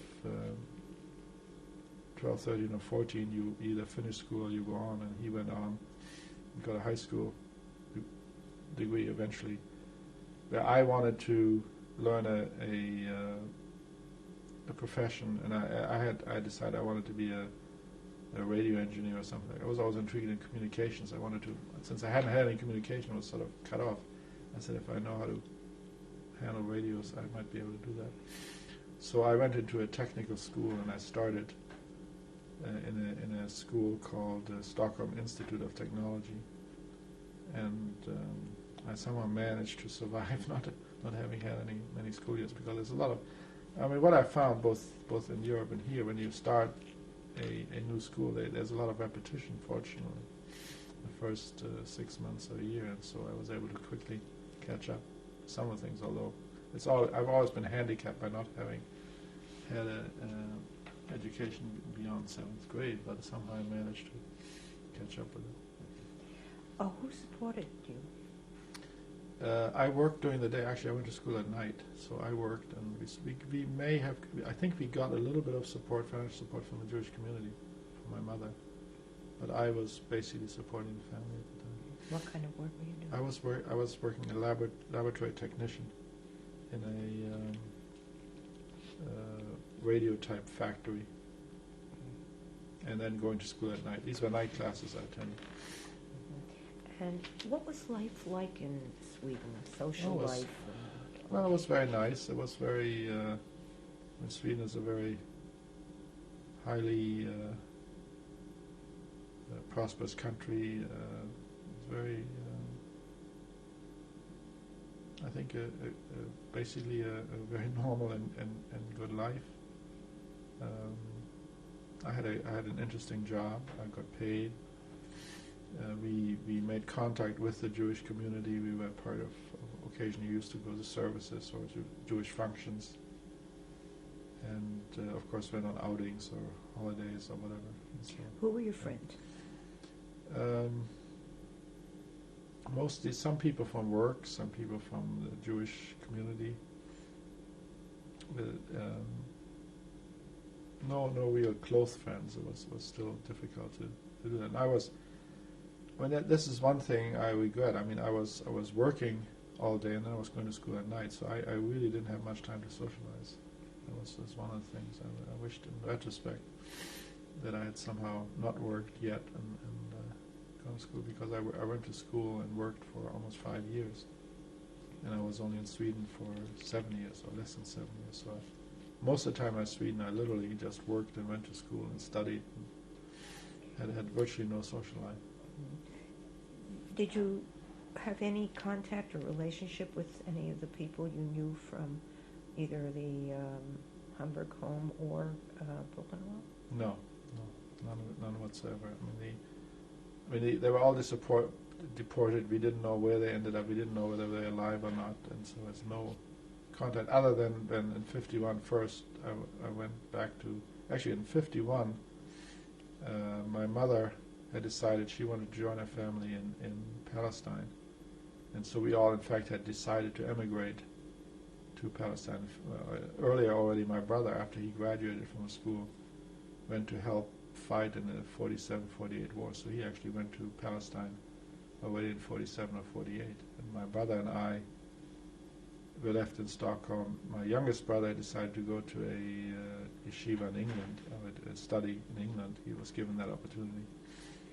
Most of the time, I think the Orthodox community was more willing or put themselves out to help new arrivals. So I think they got. In fact, he lived with one of the families whose apartment we subsequently got, and they persuaded him that he should study in England rather than in Stockholm. So that's where he went for a while. What was your Jewish life like? It's difficult to explain. I don't know. There was not that much Jewish life. We had very few friends. I had two close friends one of whom I worked with was another Jewish person, actually of German descent, and another one, his name was Franz Kohn. I don't know that is important. And I still, in fact, occasionally stay in touch with him. And another friend, actually a family of the son of the family that helped my mother, Joseph Ettlinger, who was a good friend of mine. So our social life, or my personal social life, evolved mainly about these two people that had been living in Sweden. One was born in Sweden, actually, said Joseph Ettlinger, and the other one had come to Sweden as a young boy, also had grown up in Sweden. And of course, he was also an engineer that I ultimately became in Sweden. Had gone to the same school and your religious life? We went to synagogue occasionally. Not a very strongly oriented religious community life. It's not as strong. The community life was not as strongly focused on Jewish activity as it is here today. And there was also a little bit of a segmentation in that the established Jewish community really was not reaching out very much to the newcomers. Newcomers were sort of mostly by themselves, and the established Jewish community in Stockholm was by itself. Did the newcomers stick together? A little bit, yeah, more so than having an interaction with the established Jewish community. When did you leave Sweden? Left Sweden in 1951, actually. I had met my wife in Sweden. She had come to Sweden, met at some social function, and she had come to Sweden with her parents from Poland to wait for her American visa. And we met at some... What was your wife's name? What was her last name? Your wife's name. Frida Zeidschnur, Zeidschnur. And we had actually met, one of the Jewish, I remember, activities that took place, there were some Orthodox Jewish family that had originally been from Hamburg, from Denmark, so there was a connection always, had established a camp for girls, and what they needed a minyan over the weekends, and I would occasionally, since I would occasionally go to that camp to make minyan for the weekend for Shabbat. And so that's where I first saw my wife, and subsequently made contact with her again afterwards. Her parents had sent her to this school, religious school, to get some Jewish education, and so that's how I met her. Where were you married? We were married in Israel, actually. My mother wanted to go to Israel. We all were going to Israel, and my wife was waiting for her visa to America, so we had a dilemma. Actually, we got engaged, and then my mother and I went to Palestine, or Israel at that time already, and my wife said she would come. They wanted to wait in Sweden until they got the American visa, so she wouldn't lose that. So she and her parents went to America. Then she came from America to Israel. We were married in Israel. But while she was in the United States, her family told her, look, get him out of... It's much better for him if you live here. And so she came to Israel, never wanting to stay, and just managed to persuade me to come to America. That's how I got to America in 1952. 55, let's see, what was it? 52. Yeah, so we were married in 1951. since I had never applied for an American visa, I had to go back to Sweden first, apply to a visa. But since I was born in Germany, the quota was very short, so I got a visa within less than a year. So in '52, I came to America. Where did you settle in the United States? We first settled in Newark, New Jersey, because that's where my wife's family lived. And I went to, actually I went back, even though I had an engineering degree from Sweden now, I didn't feel comfortable with that. It was mostly actually in retrospect a junior engineering degree, it was really not a full engineering degree.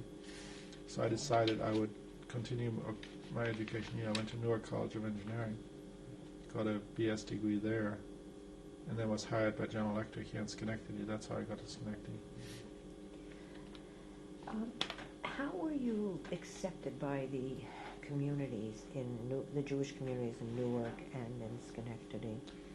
Jewish community in Newark I had absolutely no connection with at all, that I recall. I mean, again, in Newark I was working, going to school. Actually, I got credit for most of my courses in Sweden, so I only had to go for a year and a half or so to get my BS degree in Newark. But again, I was trying to work, earn some money, and to go to school full time. So I had no real life. I came to Newark, I guess, in end of '52, and I was hired by General Electric in '55. So I really was only in Newark for about 2 years, just about 2 years. Less than 2 years. And by the way, how was the involvement with community in Schenectady, the Jewish community? Well, I think we joined a synagogue there. We joined the Jewish community. Actually, the earliest connection we had, we went to the Jewish Community Center, which was still out in downtown Schenectady, and that's where we met a lot of our friends and people that we subsequently met. And then we joined the synagogue and met more people and so forth. Who are your friends here? I don't mean names, but where are they from? Well, we have a mixture of friends. A number of them are also refugees or people that have European backgrounds. A lot of them are from my wife's. Actually, my wife probably made most of the social contacts. Families that she's familiar or friendly with are friends, and a mixture of some Americans, of American-born people, but I would say that our closest friends are probably also people who have similar backgrounds. In other words, who went through the Holocaust and had experience with that, but also some Americans and American-born ones who don't. Is this something discussed when you meet with your friends, your backgrounds or your experiences?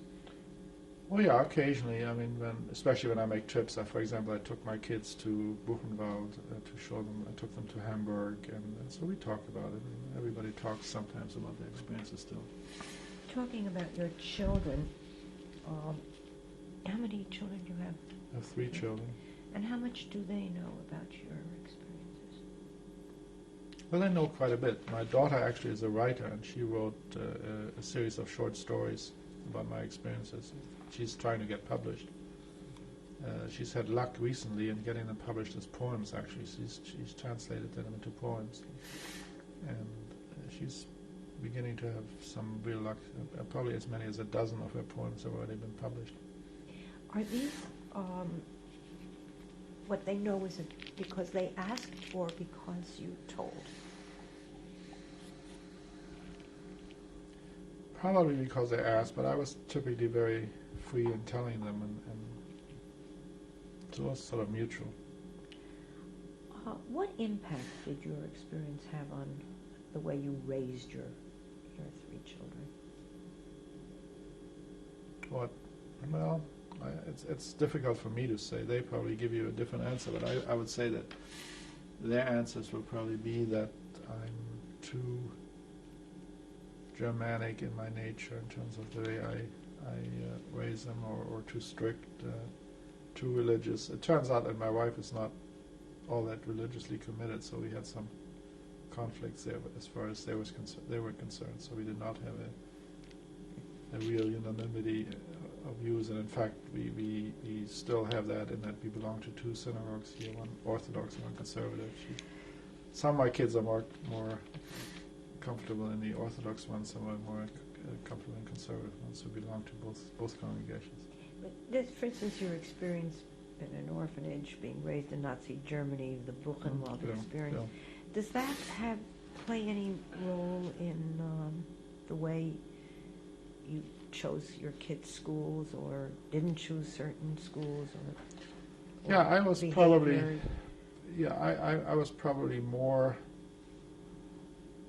determined to try to steer them in certain directions, although it's not easy, and I'm not sure they appreciate it. I mean, one of my daughters is probably still somewhat upset with me, even having been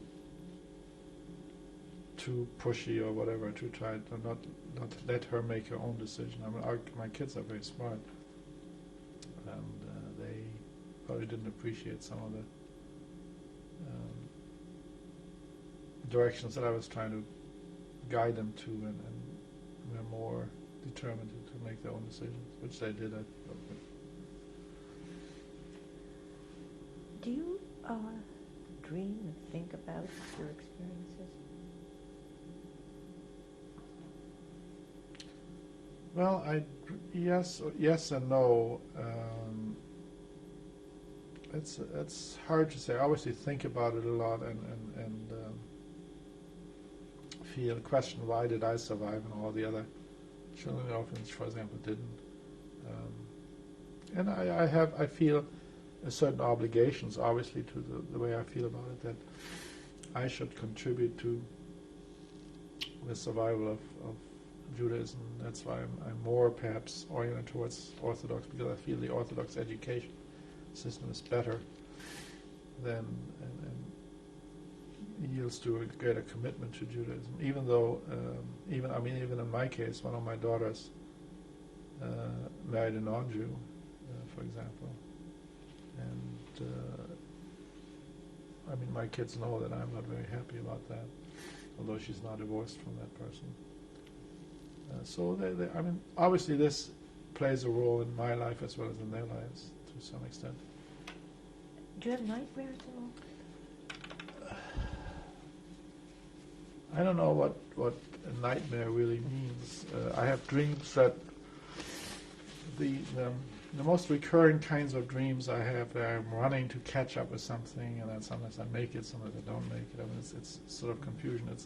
It's my dreams, when I do remember them. I don't remember all the dreams. Are typically the dreams where I'm running to something or running away from something. Or that's closest to a nightmare that I can think of.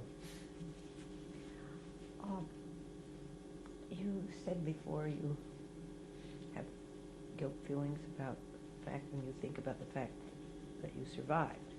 I wouldn't call it guilt feelings. It's more of a questioning as to, or rather, being surprised at how lucky circumstances were that made me survive. Okay, not guilt feeling. Why do you think you survived? I think it was a lucky set of circumstances, and I think any survivor sort of had experience of luck, have help from other people. I told you about the people both in Hamburg and the concentration camp and subsequently to that. Just a coincidence of lucky circumstances. The biggest one, of course, is to have had this Romanian citizenship more than anything else. Even though I must say, and people always say that when they hear my story, how could your parents possibly abandon you, put you in orphanage, even though they're both alive? And I consider that to be a piece of luck, because you would not have survived otherwise. I don't think if that had not been the case. And I never knew my father, and I really have no warm feelings towards my mother. I feel somewhat sorry for my mother when she was left with 3 small children and had a very difficult time. Do you have any contact with any of the people that you Were together with? might? No, I have some contacts with people I met in Sweden still. What about But no. Lippmann? No, he disappeared. We disappeared. He disappeared. He also went back on his truck to Hamburg, but then we lost touch when we went to Sweden, of course, and I understand. When I came to Hamburg sometime, I went to the Jewish community and tried to find out. But it turns out that everybody that was left in Hamburg had either died or left Hamburg or had emigrated also, and that the Jews in Hamburg, I looked at the list of names of all the people that were living in Hamburg, for example, one year when I came back to see was anybody I knew that was left there. And they were all foreign names that come from Turkey, from Iran, from Poland, from Russia. I mean, there's a whole new Jewish community there, not one that used to be there. So I never met anybody or had contact with anybody that I knew from my childhood. I mean, that's again another sort of sad situation. I have no childhood friends, for example, okay, which is a deficiency that I think most survivors have. Why did you choose to tell your story now? I didn't choose it. Actually, as I said, I talked to one of my children. My daughter wrote most of what I told you. My daughter has written down. She's a writer, and she has that. So I've not made a secret of it, or I've been unwilling to talk about it. I've always been willing to. Somebody called and said, "Would you want to talk about it?" I said, "Sure, I would." There's no problems with it. Is there anything else that you would like to add to your story? Anything else I would like to add?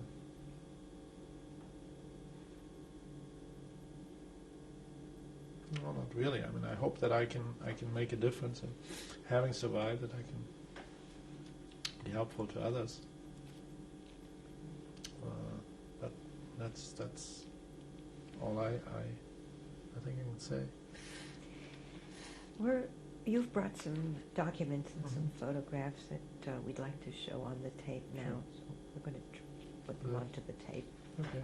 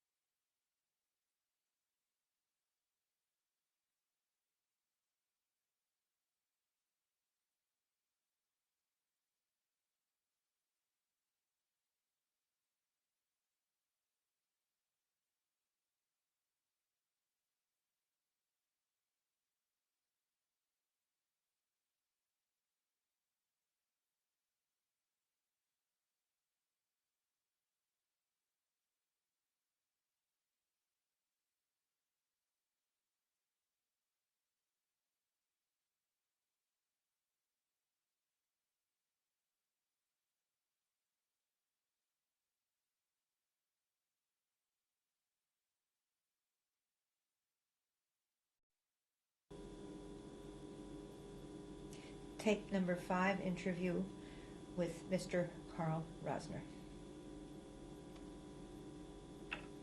Okay. You want to ask me about what? Okay, this is a picture of my father's family. My father's in the middle in uniform, and from left to right or right to left, the girl in the dress is my aunt. Her name is Etka Rosner. Next to her, sitting, is my grandfather, my father's father. Behind him is a lady that I don't know, don't remember, I don't know who she is. Then my father in the middle, in uniform. In front of him is my Aunt Clara, her name is Clara. And next to her, next to my father, is a young boy. That's my Uncle Simon. And next to him is my grandmother, and her name was Minna. That picture probably was taken around 1918. Where? Probably in Vignitz or somewhere in the area where my father was born, as I suspect. What is your grandfather's name? Shmuel Rosner. And also... And he apparently had a horse farm or something like that. I don't exactly know what his profession or his activities were. And also your father's name again? My father's name is David Rosner. Where did you get the picture? I think it was probably in my uncle's, from my uncle Simon, or from my father's effects. That's all I remember. Thank you. The picture there is my grandfather. His name is Gershon Hausner. Picture was probably taken in Palestine or Israel. His name was Gershon Hausner, and he emigrated already. He was the first one of our family to emigrate from Germany. I have a copy of his passport, actually, where he got a Palestine visa in 1933 and arrived in Haifa on, I believe it was even January 1st of 1934. And he subsequently was able to talk our whole family in to leaving Germany between 1933 and 1939, except for my brother and myself and an aunt and an uncle. We're the only ones left. As a result, our whole family, or nearly our whole family, survived the war.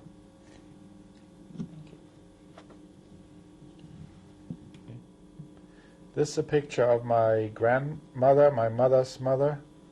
Her name was Rivka Hausner, and she, of course, went with my grandfather to Palestine at the end of 1933.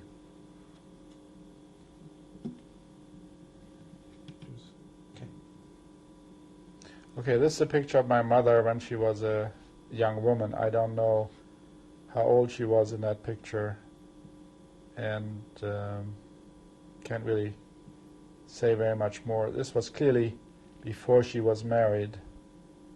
She had started a business in line with what my grandfather said, and maybe she continued the business after they emigrated to Palestine, but she was operating a bedding business before she married my father already. How did you get the picture? It was probably either given to me by some of my cousins or maybe it was left by my mother. I don't remember how I got the picture. Okay. This is a wedding picture of my parents, my mother Rachel Hausner and my father David Rosner. Apparently it's a picture of their wedding date, which is marked on the back of this picture. It's June 19th, 1928. Where? In Hamburg. This is a picture of my parents a few years after they were married. My father's holding my second brother, middle brother Joseph Wolfgang. It looks like he's maybe a year old or less, and I'm standing between them, and my mother Rachel is on the right side. The picture was taken in Hamburg, presumably in 1931 or 32. In 1931, because this was before my third brother was born, so it doesn't look like my brother's pregnant there. I don't know. Okay.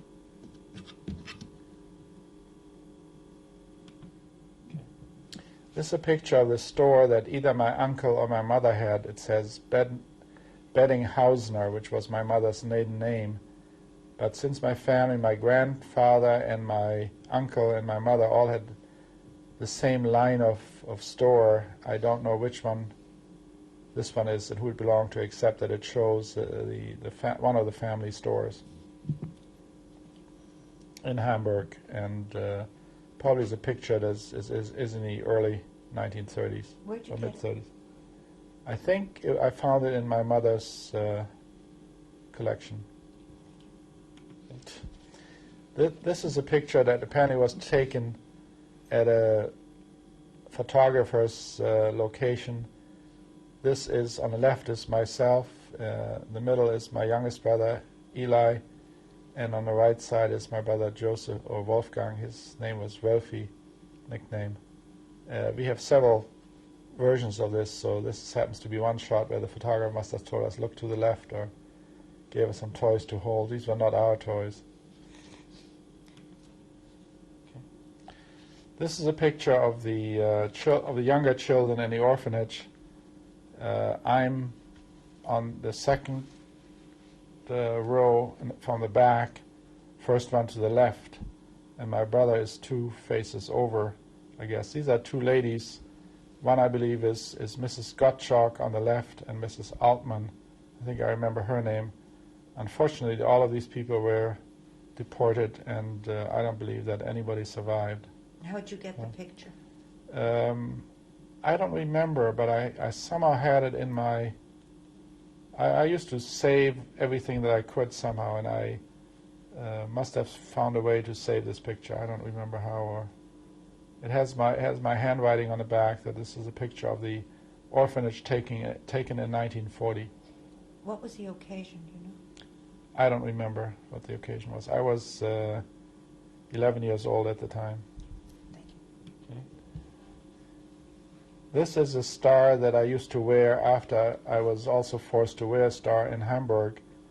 And the reason it's in reasonably good shape is that I used to, rather than sewing it on as you were required to do, I used to use pin needles and just stick them on a corner so I could put it on and take it off again when I wanted to hide in as a non-Jew, or be able to go to stores or do something that I'm officially wasn't allowed to do. So I could take the star easily off and on, and it was never sewn onto my clothing. Okay. This is a certificate of identification issued in 1941 by the Romanian consulate in Hamburg to certify that we were Romanian citizens rather than German citizens as a result of my father's citizenship. And that is really what's responsible for having been able to keep us separate from the deportations and have us survive as Jews in Hamburg for as long as we did till 1944.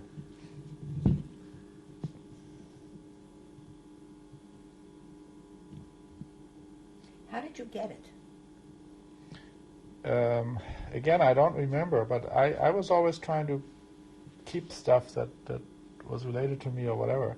And then also the other copy was an official registration, so that was apparently our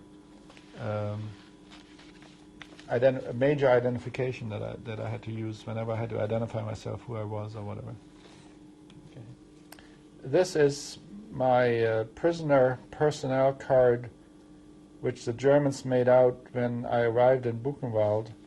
It has all of the descriptions of my name, where I was born, address in Hamburg, what I looked like in terms of personnel characteristics, has my prison number that I was given, 38,156, and a Jewish star that consisted of a yellow and a red triangle that were overlaid to show that was Jewish. The card also says Jew, but it also has a very interesting stamp which says Hollerith erfasst, which means that which I only found out a number of years ago, that means they actually had an IBM system to keep track of people, and Hollerith was the inventor of the original IBM punch card system. So this indicates to me that they had a very comprehensive system of keeping track of everybody on what amount to modern printed or punch card kind of system. It was issued, and I got it. Sorry, where you found it? Oh, I found this card in the office complex or the library or whatever they had there, and they had a card like this on every prisoner of the camp. I looked for my name, and lo and behold, I found this card. I took it out. I also took my brother's card out. He has his, and I have mine. It also shows a picture that was taken when you arrive after they cut off your hair. It has a date I arrived at the camp, June 13th, 1944, and shows what I looked like when I entered the camp. Thank you. Are you ready? This is my prison number that I had to carry around both on my chest and my arm. I had two numbers like this. This is, again, the same number that was shown on my prisoner identification card that was given when I entered the camp, 38,156. So I was a 38,156 prisoner that entered that camp. Okay, this is a picture of a celebration after the liberation of the camp. actually the Americans had turned over the camp to the Russians after a while because this was in a Russian territory, though this was probably a picture that was taken in glorification of the Russians, made it as if they liberated the camp, even though the American troops liberated the camp. So this is a picture of the survivors still in the camp after the liberation. This is a wedding picture of my wife and myself. We were married in Israel on July 17th, 1951. So it's a picture of myself and Frida on the day of our wedding. This is a picture on the wedding date of my daughter Monica. In the middle, on the left side, in the blue dress, is my daughter Elizabeth. Then it's myself. Then it's the bride Monica, and my wife Frida, and our son Rafi or Raphael, and my wife's mother Judith Zeichner. She was actually a doctor. In fact, my daughters are very proud of the fact that both of her grandmothers were liberated women, and that my mother's wife, or their grandmother on her mother's side, was a physician, and the grandmother on the other side was a businesswoman. Okay. All right. This is a wedding picture of my daughter Elizabeth, actually, but it also shows on the left my son, my wife Elizabeth, who's getting married, myself, a second daughter Monica, and her daughter Talia. Where was this taken? This was taken in California at the wedding in Berkeley, California, when my daughter Elizabeth was married.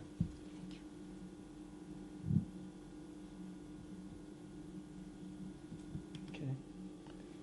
This is a picture that also was taken at the wedding of our daughter Elizabeth, but it shows our grandson Ezra, and in the background is my son, our son Rafi, and Talia also, but she's holding her arm before her eyes, so you can't quite see her. But those are my two grandchildren, Talia and Ezra.